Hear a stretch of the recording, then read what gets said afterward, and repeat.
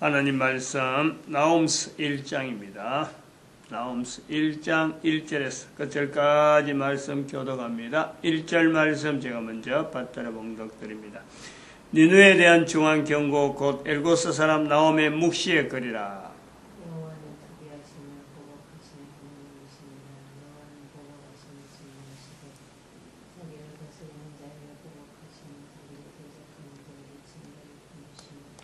같이 읽습니다. 볼지어다 아름다운 소식을 보하고 화평을 전한 자의 발이 산이 있도다. 유다야 내 절기를 지키고 내 서원을 갚을지어다. 악인이 진멸되었으니 그가 다시는 내 가운데로 통행하지 아니하리로다. 아멘. 악인의 진멸, 내가 변한다. 내가 변할 수 있다. 악인에서 변할 수 있다. 악인에서 변한다는 것은 나쁜 데서 좋은 데로 변하는 거예요. 우리나라가 변할 수 있다. 지금의 나쁜 상황의 우리나라 여러 모습들이 변할 수 있다. 결국은 내가, 너가, 우리 국민이 변해야 나라가 변하는 거예요. 나라가 어떻게 해주길 바란다. 지금 오늘이 가만보니까 세월호 참사 지금 1주년이거든. 세월호 참사. 세월호 참사 1주년의 유족들이 아직도 있어요. 왜냐하면 국가에서 해결해 주는 것들, 자기들이 요구하는 것도 있고, 아직까지 시신을 못 건진, 시신을 못 찾은 지금 유족들도 있단 말이에요. 저들이 구호가 이 국가가 변하는 것을 보고 싶다, 이라는 거예요. 어쩌면 우리가 얼마나 악한지, 개인이 얼마나 악한지를 우리가 보여주는, 내가 변해야 국가가 변하는데, 이 국가가 변하는 것을 보고 싶다. 참 말이 안 나오는 거예요. 어처구니 없어서 말이 안 나온다니까. 그런 것을 조장하는 사람들이 있으니까 또 그런 말 할 수도 있고, 또 그런 것을 해야 되느냐 말느냐 개인이 분명히 판단해야 되는데, 그걸 유족 대표라고, 유족 대표 말한다 해서 그 유족들이 한두 명도 아닌데, 아무도 그 말에 대해서 반감을 안 한다. 참 말이 안 되는 거예요. 어쨌든 뉴스에서는 그렇게 나타난다. 이 나라가, 이 국가가 변하는 것을 보고 싶다. 이 국가가, 이 나라가, 이 정부가 다 의미가 다르거든. 아무튼 이 국가가 변하는 것을 보고 싶다. 완전히 정치적인 거지, 뭐. 참, 동정 얻기가 쉽지 않아요. 그런 표현하면서 유족 대표 사고 하는 건 동정 얻기가 쉽지 않아요. 아무튼 이 변한다라는 것 자체가 우리가 희망이라. 내가 악인인데, 내가 변한다라는 것은 제일 밑바닥에서부터 이제 나아가는 거니까, 악인의 진멸은 정말 참 우리가, 복음이란 말이에요, 복음. 근데, 복음이라고 할 때에, 우리가 본문에서 이 본문을 읽으면서 내가 진멸된다, 내가 변한다라는 시각으로 이 본문을 보면은 이 본문이 기록되었다라는 것에 감사하지 않을 수가 없다는 거예요. 여기 본문에 보면은 나홈의 묵시의 글이라. 이 글 때문에 우리는 2절, 3절, 4절에 쭉 연결되어는 하나님에 대한 인식을 한다는 거예요. 글이 있으므로 이렇게 기록되어는 여호와는 투기하시는 분이다. 여호와는 보복하시는 하나님이다. 여호와는 보복하시고 투기하시되 자기를 대적하는 자에게 보복하신다. 하나님에 대한 이 표현을 글로서 기록되었기 때문에 우리는 하나님에 대한 인식을 할 수 있다. 할 수 있게 되었다. 이 글이 기록되어져 있다는 것에 대해서 우리는 감사하는 거고, 또 이렇게 기록되어지는 글이, 글로서 기록되어진 이 글이 하나의 책으로, 하나의 문서로 남겨져 있다. 이것에 감사해야 돼. 그것을 우리는 성경이라 부른단 말이야, 성경.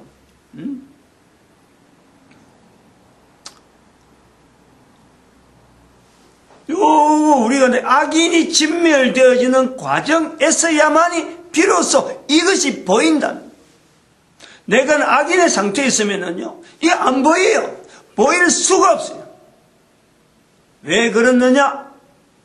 악인에 진멸되는 것은 내가 악인 자체를 찾는 것 자체가요, 예수 그리스도로 말미암아 찾아지는 거고, 예수 그리스도로 말미암도록 우리로 하여금 악인된 상태를 발견하는 것은요, 내가 아니고 성령님께서 비추어주는 빛이 있는 거예요. 빛이. 그걸 조명이라, 조명. 거기에도 빛이 들어가는 거예요. 적어도 빛이라는 개념 속에 우리가 지금 빛으로 알고 있는 이런 표현, 형광등 켜니까 불이 밝고 자동차 라이트를 켜니까 불이 밝는다. 이런 빛에 대한 어떤 그거는 우리가 표현하는 거예요. 빛이라는 것에 대한 있다. 이런 것을 빛이라 부른다. 표현하는 것이 빛의 전해지는 언어의 근본의 언어의 기원은요, 바로 하나님에 대한 개념이 들어있단 말이에요. 그 빛을 그렇게 비추니까 예수님이 이 땅에 오셨다. 예수님이 오신 것을 나에게 적용시키는데 성령님이 하셨다. 그것을 깨달아지는데 어떤 그 도구로서 나타나냐? 빛이라는 거예요. 빛.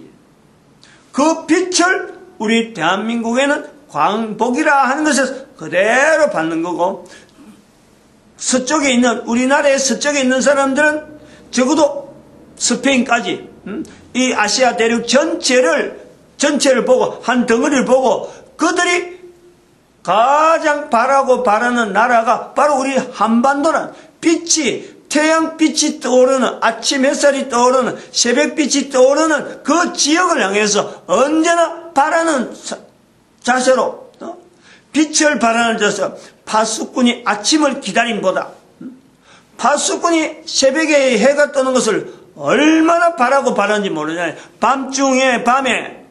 밤에 대적이 쳐들어올까 싶어서 파수꾼이 기다리는데, 해가 뜨면은 다들 철수하거든. 누구든지 보이니까. 그러니까 밤에 파수꾼이 있는 거예요. 저들이 기다리는 것은요, 해 뜨는 것을 기다리는 거예요. 밝아지는 것을 기다리는 거예요. 그런 기다림에, 빛에 대한 소망 속에 악인의 진멸을 보고, 그런 소망 속에 대한민국이라는 위치가 저 동쪽 끝에 대한민국이 있으니까 사람들이 동쪽을 향해서 늘 바라보는 마음이 있는 거예요. 빛이 떠오르는, 빛이 나타나는 지방을 할 때는 서쪽을 안 보고 동쪽을 본다. 항상 동쪽을 향해서. 그래서 동서남북인 거예요. 방향의 기초가 시작이 동서남북이지, 북남 서동이라 이렇게 안 한다. 동이. 방향을 먼저 동으로 하는 것은 빛이 떠오르는 것 때문에. 그러므로 모든 인간들이 적어도 그 아시아 지역이라 할 땐 옛날 2000년 전 그 시대 정도로 우리가 겨냥을 해서 현재 1765년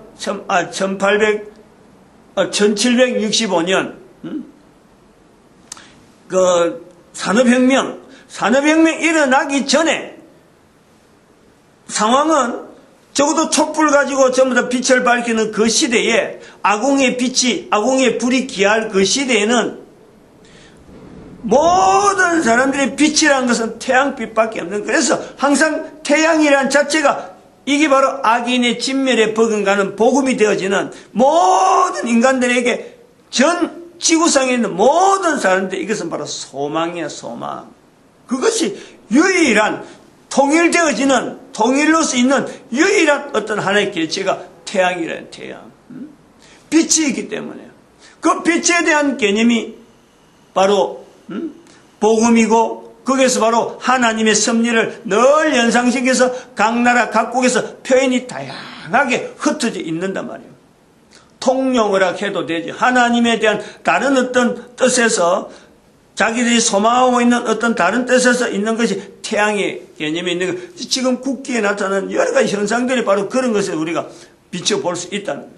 근데 요 성경이 기록이 되어 있으므로, 하나님에 대한 성경의 기록이 되어 있으므로 좋은 점도 있고 나쁜 점도 분명히 있는 거예요. 앞에 거 비교해보면은. 이스라엘 역사 속에 있는 절기와 서원으로서 사람이 가야 전달되어지는 이런 그 과정에 그 나라만 유지하고 있을 적에는 뭐 참 절기와 서원에 대해서 그냥 자연스럽게 표현하고 있는데, 이걸 다른 사람들한테 전하는 2000년 전에 우리나라에 왔던 유대인들의 그 형태를 보면은 안타까움이 있는 거야. 한계가 있는 거예요. 자기 대해서만 할 수밖에 없는, 전하는 사람의 입장에서 있는 거예요. 더 이상 어떤 방법이 없는 거예요. 그래서 이것이 계속해서 남아지기를 바라는 마음만 있는 거예요. 절기로서 남고 서원이 있어지는 바람이 있는 거예요. 그것을 우리는 허황옥의 황후의 아들 둘을 니는 허시로 해라, 이름을 바꿔라, 성을 바꾸네, 니는 허시로 해라, 즉 니는 무당이 되라. 그래, 무당이 되라고 이야기하는 거예요. 그래서 김의 허시, 김의 김씨 서로 결혼하지 못하는 문화가 우리나라에 남아 있다는 거예요. 그만큼 답답하다는 거예요. 답답한, 이걸 확인해야 되는데, 전달되는 이 과정이 돼야 되는데, 유지가 돼야 되는데 안 된다. 그거는 문서 이전에, 책으로 되어진 내용 이전에 바로 그런 답답함이 있는데, 반면에 책으로 되어진 것이 나온 거로 보면은 지금 우리가 지금 그거 보는 거예요. 책으로 기록이 되어 있으면 내가 읽을 수 있다. 그래서 하나님에 대해서 이런 내용을 이야기를 들을 때도 절기와 서원에 대해 연결하지 아니하고 그냥 내가 하나님에 대해서 아는 것, 하나님에 대해서 들은 것, 단어에 대해서 아는 것, 단어 뜻에 대해서 전달되는 문자적인 내용의 의미를 아는 것, 여기에 고막 국한해서 자기가 반응해버리는 거예요. 이런 어떤 퍼지고 전달되는 내용은 여러 것은 객관적으로 공통적으로 표현되어지는데, 그것을 받아들이는 사람이 성경에 있는 내용이라든지 어떤 다른 문서에 있는 내용의 자체를 전달될 때 말로서 전해지는 내용보담도 행동으로 전해지는 시대보담도 이것 자체가 약화되는 거예요. 약화. 그 변질이 되는 거예요. 사람마다 그거다가 변해야 된단 말이에요. 나라마다 상황에 따라서 이걸 거부할 수도 있고 이걸 전혀 다르게 해석하고 받아들이는 이런 과정이 있어지는 거예요.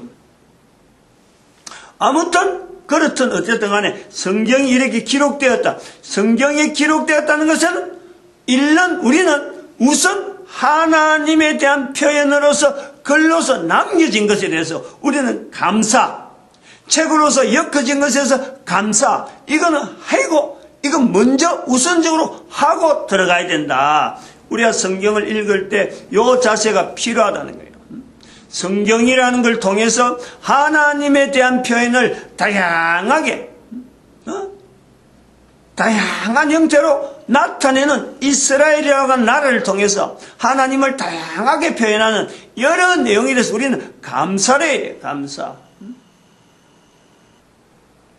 이 감사를 하면서 성경이란 문자가, 하나님에 대한 내용의 문자가 글로서 기록되어지면서 이것이 흩어져 있던 몇몇 마디가 서로 문서들이 서로 낱개로 이렇게 흩어져 있던 것을 하나의 문서 형태로 이제는 전체적으로 모아지는 책으로 형성되어진 것에서 또 감사를 해야 되는데, 이들도 바로 이스라엘이 있기 때문에 가능했다는 거네요. 이스라엘인들이 있었기 때문에 가능했다.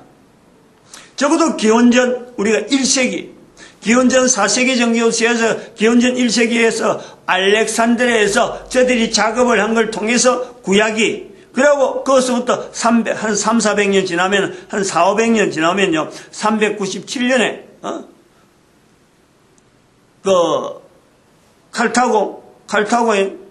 칼타고에서 결정해서 이 성경 신약까지 다 합쳐서 이제 그 성경이 형성되어진단 말이에요.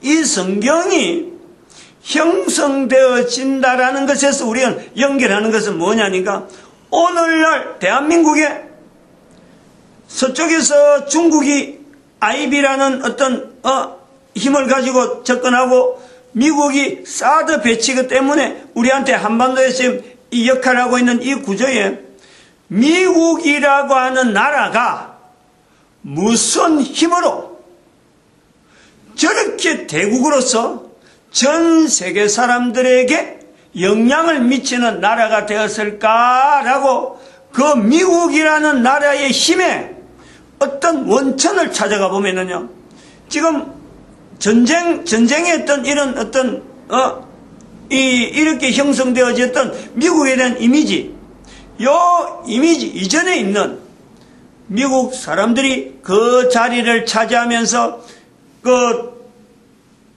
북아메리카, 지금 현재 미국 합중국 그 자리를, 그 넓은 땅덩어리를 차지하면서 형성되어지는 어떤 분명한 구심점, 어떤 분명한 힘, 미국이라는 나라를 지금의 모양으로 이룰 수 있는 그 힘, 그거는 성경을 이야기하지 않을 수가 없어요. 성경을 이야기하지 않을 수가 없다니까. 다시 이걸 비교해 보면은 중국이 있어요. 지금 현재 미국하고 중국 비교해 보는데, 중국에는 많은 내용이 들어갑니다. 많은 내용이. 그 많은 주변에 있는 나라들, 주변에 있는 사람들이 많이 가고, 또 불교라든지 여러 가지 힘 있는, 다른 나라에서 힘 있는 그런 내용들이 중국에 들어갑니다. 막 문화가 막 들어가는. 그러나 중국에 일단 들어가 버리면 거기에 들어가는 어떤 문화든지 어떤 힘이든지 거기에는 다른 어떤 요소로서 중국의 힘이라는 건 그거다 용해시켜버린 거야. 녹여버려.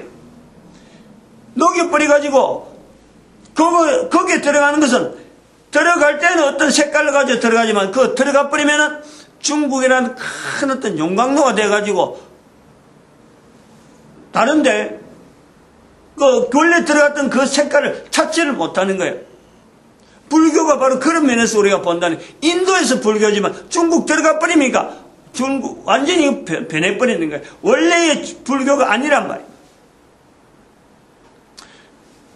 그것은 중국이라 큰 땅에 들어가면은 중국 자체가 가지고 있는 자기 나라 전체를 하나의 그 어떤 구심점으로 전체를 이걸 어떻게 하면은 참 평화롭게 어떻게 하면은 국민들이 안정하게 할 거냐? 여기에 대해서 전체가 녹여져 버리는 거예요. 저기 대륙 개념, 중화라는 개념 자체 모든 게 녹여져 버려요. 그래서 어떤 하나를 딱 중국의 거는 뭘 하나를 딱 붙잡을 수는 없지만은 중화라고 하는 그 개념이 중국 전체 대륙에 아주 중요한 어떤 힘이다. 요건 우리가 이야기를 할 수 있단 말이에요. 그거하고 마찬가지로 그거하고 비교해서 미국이라고 나라가 처음부터 저렇게 나라가 오래된 것도 아니고 역사도 겨우 하봐야 한 1700년 정도밖에 우리가 지금부터 나가봐봐야 한 300~400년, 그 정도밖에 안 가는데 저런 나라가 어떻게 전 세계 가운데서 이렇게 힘있게 됐을까? 그거 찾는 거는요, 너무나 쉬운 거예요. 너무나 간단하단 말이에요. 왜냐면 300~400년 밖에 안 됐으니까. 중국은 수천 년 동안 한 곳에 있었는데 미국은 300~400년 밖에 안 된 아주 역사가 작은 나라. 그럼에도 불구하고 전 세계 가운데 이렇게 힘 있는 나라가 되었다라고 할 때는 거기에 성경의 어떤 중심되어지는 구조를 딱 비춰보면 정확하게 맞는 거예요. 성경의 내용을 모르고 성경을 거부하고 성경 자체를 전혀 연결 안 하고 미국을 보면은 이거는 무기만 가진 나라밖에 안 되는 거예요. 바로 일본이 바로 그래서 뭣도 모르고 태평양 정전을 일으킨 거예요. 그것을 지금 일본은 그대로 지금 하나의 대항으로 보여지는데 이제부터 접근하는 서쪽으로 접근하는 건 계속 성경을 갖고 연결하는데 이 부분에서 한번 그림으로 그려하고 알아야 될 부분이 있어요. 이 내용을 좀 참고해야 되는데 지난번에 여기 나훔, 석가, 바울하고 이런 표현들은 2000년 전을 이야기하네요. 대한민국의 2000년 지금부터 2000년 전의 내용의 기원전 후 1세기 요 시대를 두고 우리가 이제 하나의 갈라서 이야기를 해야 될 필요가 있어요. 2012년 그림이 좀 그렸는데 조금 요 밑으로 합시다.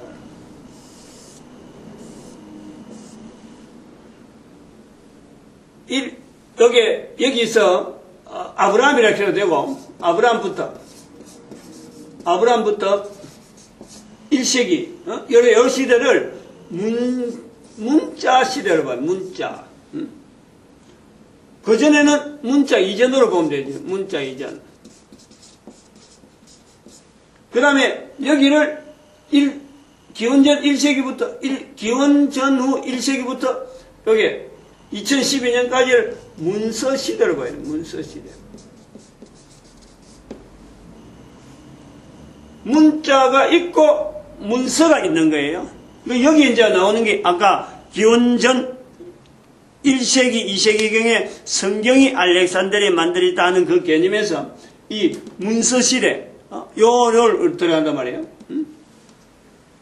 여기에서 알렉산드리아가 나와요, 알렉산드리아가. 그럼 왜 문서 시대하고 문자 시대를 어떻게 구분하느냐? 왜 문서 시대라고 말할 수 있느냐? 이 문서 시대를 주도적으로 이끄는 어떤 그 문자, 주도적으로 이끄는 문서가 바로 성경이야, 성경. 이걸 우리가 좀 알아야 되고, 그리고 이 성경이 문서 시대를 이끌어 간다 하는 그 중심이에요. 그 딱 대항되는 나라가 대한민국이에요, 대한민국. 이건 내일 또 이야기를 할까 하는데, 1445년에 볼 수 있는 금속 활작이 만들어지는 거고요. 우리 대한민국에 가 있던 이 금속 활작 문화가 그보다 훨씬 500년 전, 4,500년 전에 이미 이 금속 활자에 대한 그 개발이 우리는 벌써 가지고 있었다. 이게 전 세계적으로 있는 거예요. 요걸 가지고 금속 활자의 시대가 왜 금속 활자 시대를 쨌느냐? 그것 때문에 문서 시대를 부른단 말이죠. 마치겠습니다. 기도합니다. 할렐루야, 함께